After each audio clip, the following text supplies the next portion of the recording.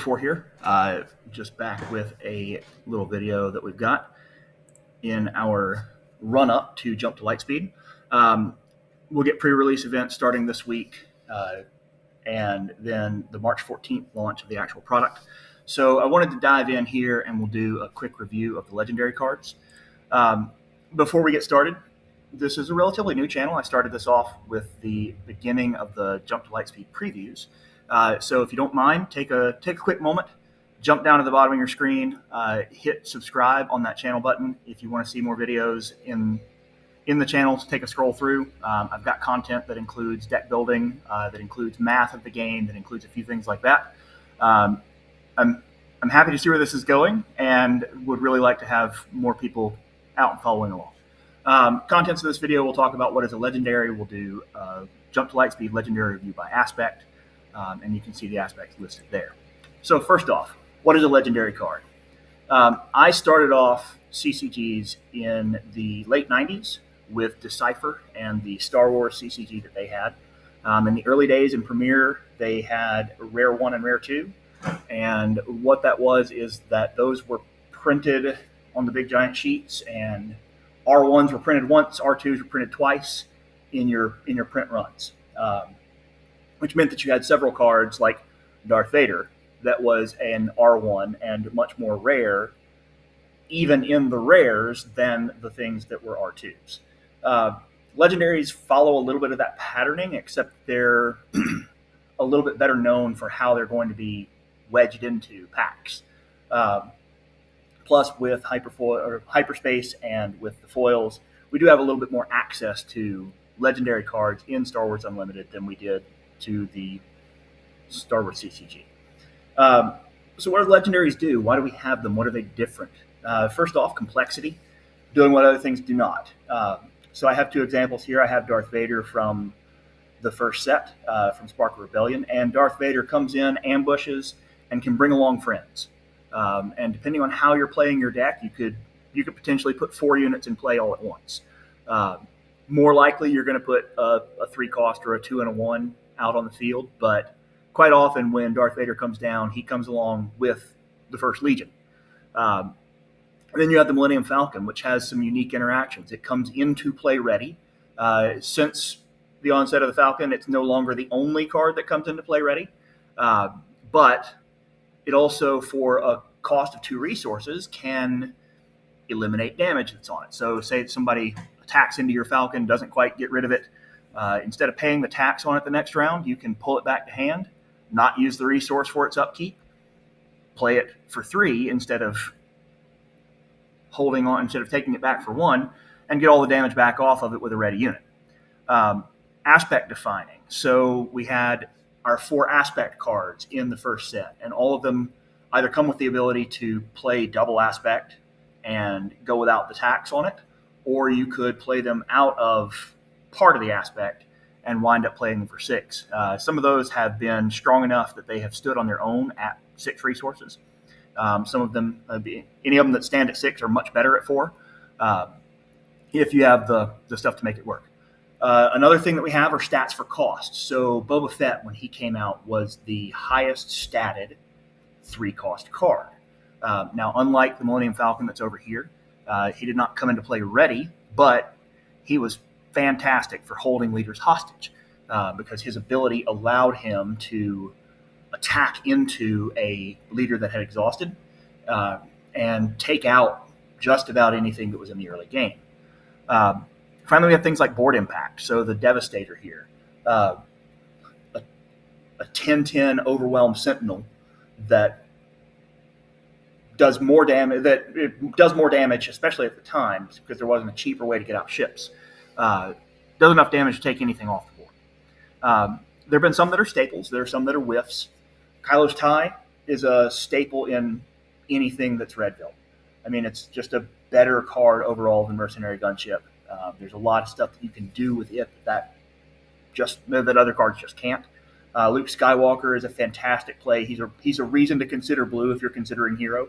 There are whiffs. Black 1. I've never thought that I was going to play that card. I might look at it again now that there are pilots, but a 4/4 6 is just not that exciting. and Satine Krees. I actually did a video where I centralized Satine and tried to make a deck that mills things out just to have it. And if you look at the Unplayable Leader series, the deck with Obi-Wan is based on this. It's based on discard. So it needs Satine to be active, but otherwise not a card I would consider playing. So let's move into the cards here that we are getting in the new set. Now, first thing you'll notice is that Vigilance only has 4. They did bump up some things. We'll talk about the math down the line, but all the others are going to have 5. So let's talk about these a little bit individually. The Annihilator. The Annihilator is a card that I'm super excited to be playing with. It's a big, giant capital ship. I plan on looking at both Piet and Thrawn in this set. And Piet could theoretically put this out for 8 under the right circumstances. Getting rid of an entire card pool based on a name in this is going to be just ridiculous. And what I mean here, you notice that the Ghost is next to it. So the Ghost in this, if you were playing the Ghost, the other card from Spark of Rebellion is also named the Ghost. So when an Annihilator came down, if you named the Ghost, you would take out all the cards from Spark of Rebellion that are the Ghost and all the cards from Jump to Lightspeed that are the Ghost. You could do the same with Luke Skywalker. You could do the same with Millennium Falcon, and there are 9 of those. And so this strips out this annihilates an entire card name from your opponent's deck, and it leaves behind a 12/12 body, which is very difficult to deal with. And that, of course, means that if your opponent wants to have some removal, have some way of knocking this thing out, well, you got to deal with me doing that again. The Ghost, our card here next, is a nod to the Spectres. There's enough tribal to do Spectres here, and at some point I'll probably put out a video that runs Spectres again and looks at Hera. A really cool ability, but really tribal. And of course, it really wedges itself into a single build around because it needs to be upgraded to get Sentinel, and then it turns everything else into at least a Sentinel. Hondo has Boba's stats on a 4-cost double aspect blue. I could see maybe putting this with Gar Saxon, but I need better cards in Gar Saxon. And yellow is a place where a lot of my shielded units are. It's a better fit overall from what I've seen.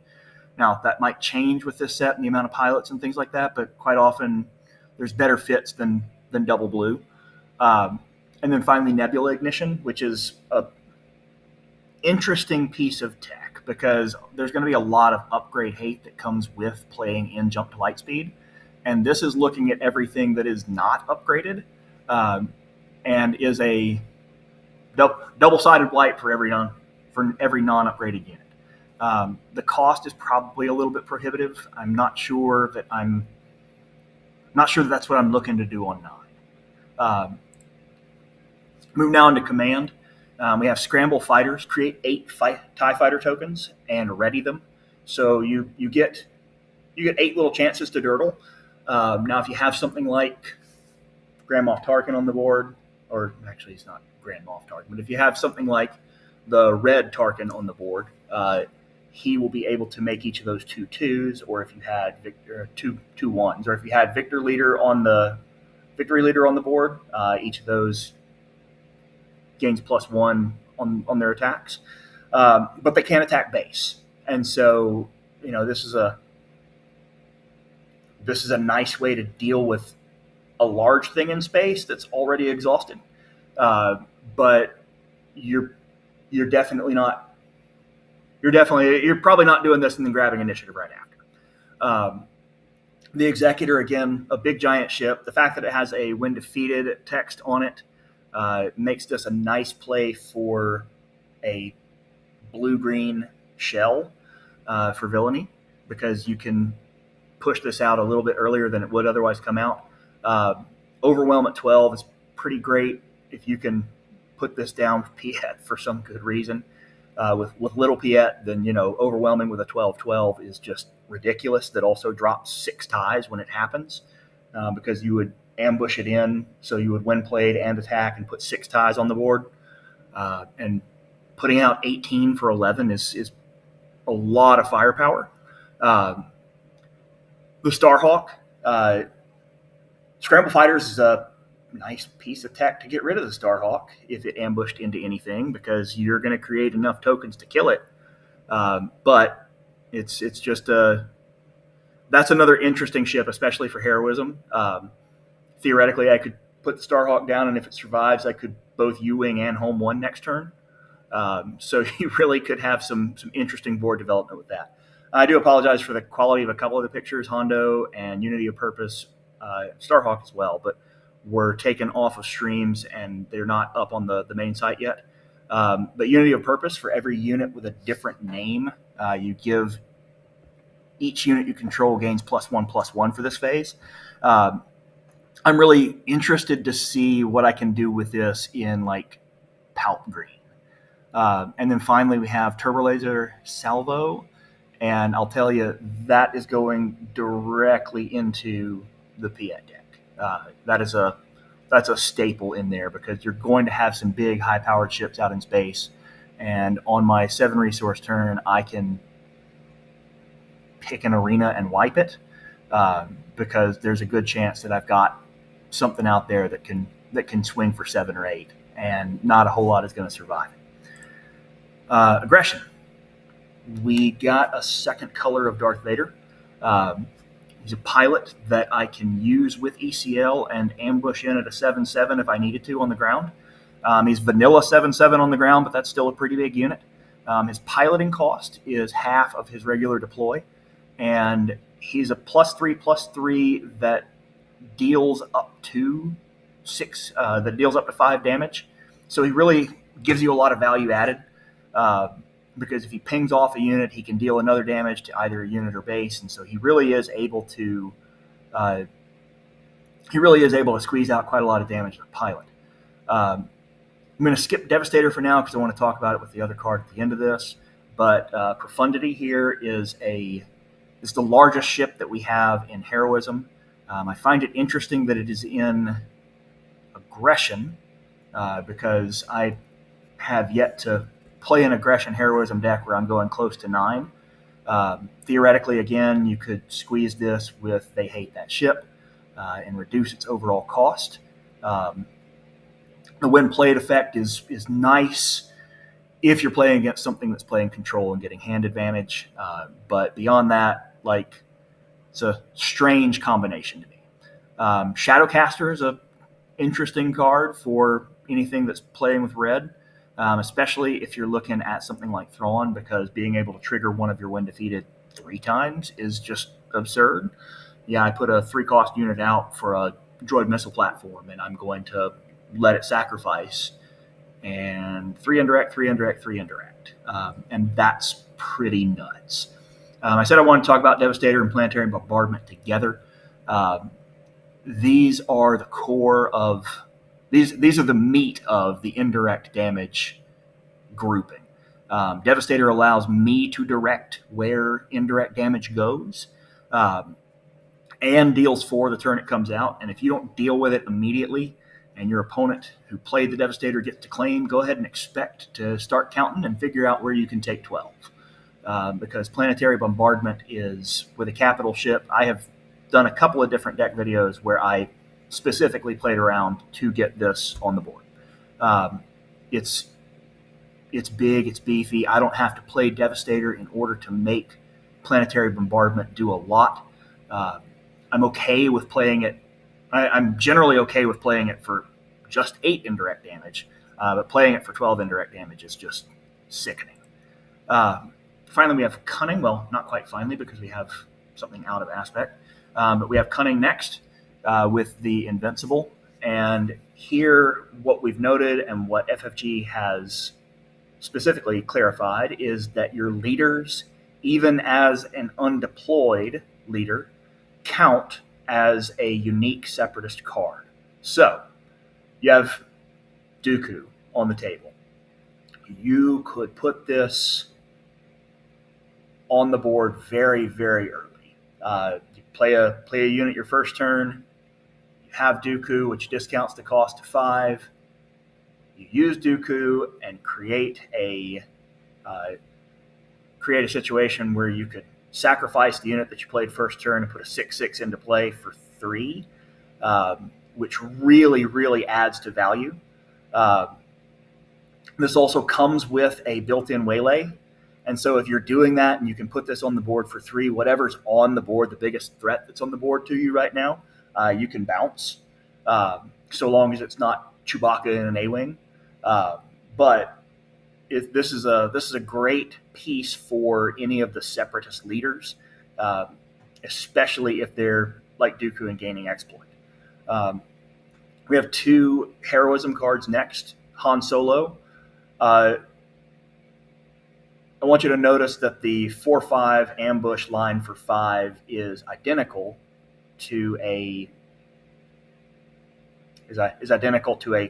cunning villainy Bosk from Spark of Rebellion. So this at its vanilla stage is the same coming to the board.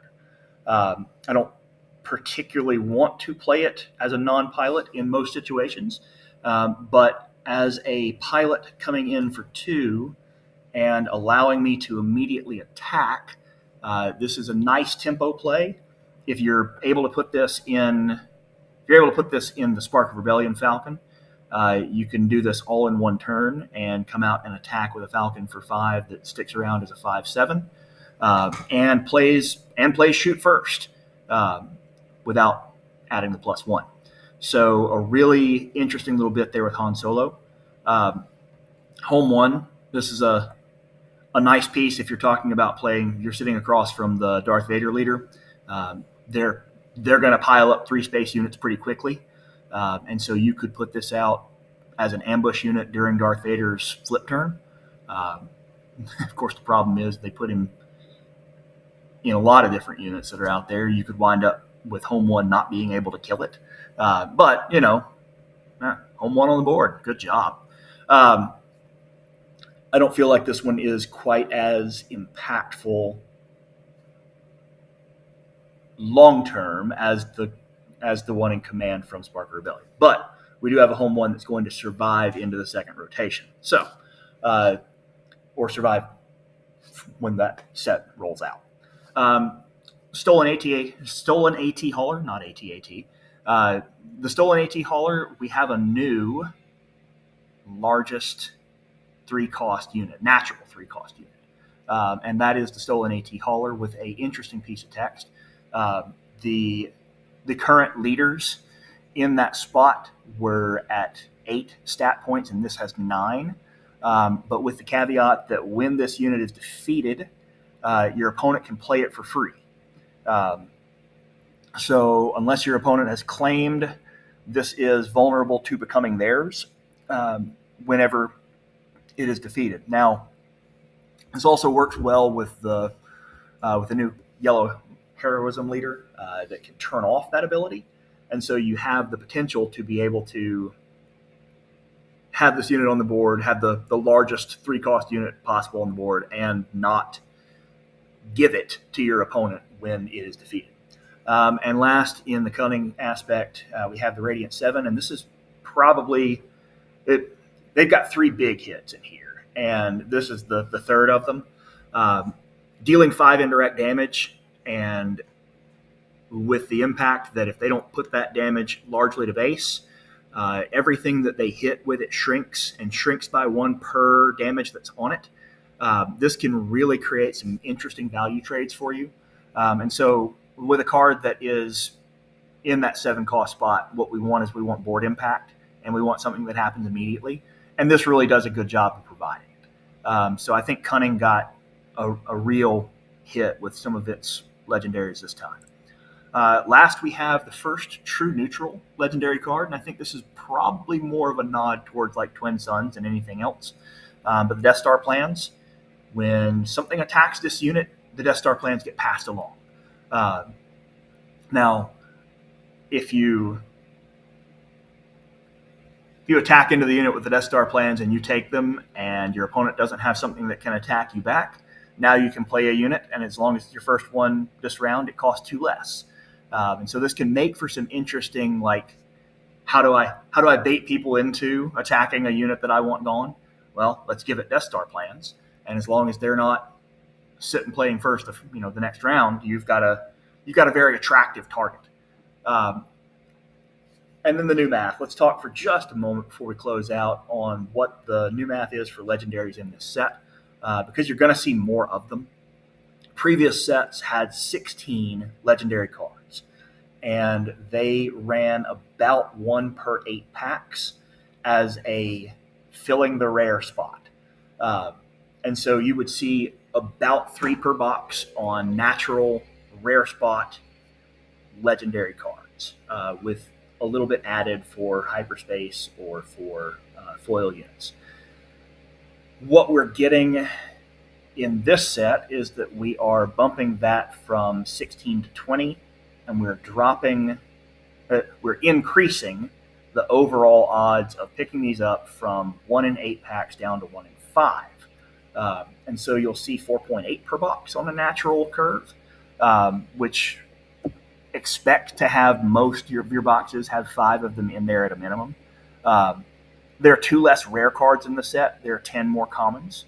And then new to this set is that each pack can also wind up containing the S-rare, not S-rare, but S-rarity cards that are included in the starter decks. And so that's new to this, meaning that, if you bought enough product, there's the chance that you might not have to also pick up